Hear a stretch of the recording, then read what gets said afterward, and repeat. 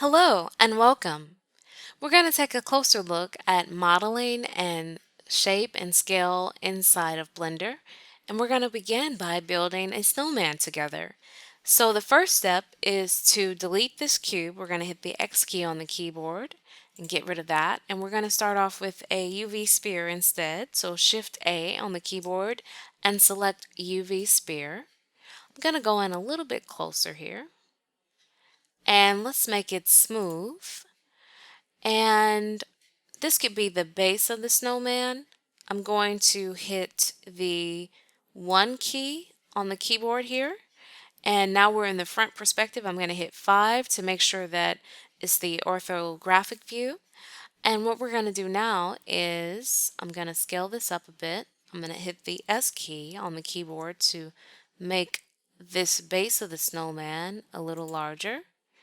And when I was making snowmen, when I was a little girl, when I built my own snowmen, um, they were never quite a perfect ball like this. So I want to give it a couple of imperfections, and I also want to scale it a bit on the Z or Z axis to scale it down a bit. And I want to also go into edit mode. I hit the tab key, and what we're going to do is we're going to um, turn off this option so that we can uh, see all the way around our base of our snowman. And we're going to make sure that we have the proportional editing option for connected turned on. And I'm just gonna kind of move these vertices around a little bit because I don't know, but I think it's better when uh, you don't, it's better to not have perfectly symmetrical shapes inside of programs. Like, as artists that work in the computer generated space, we're often trying to give our images like a hand-drawn artistic look. Even though it's still computer generated, it doesn't have to look quite that CG. So I'm just giving it a few imperfections because when I was building my own snowman, uh, we could never quite get it all the way right. So I'm playing around with that. And that looks a little bit more like a snowball to me than the perfectly round shape. It's just a matter of personal preference, but if I rotate around, I think that looks a little better. Yeah. So now we're going to actually duplicate this shape.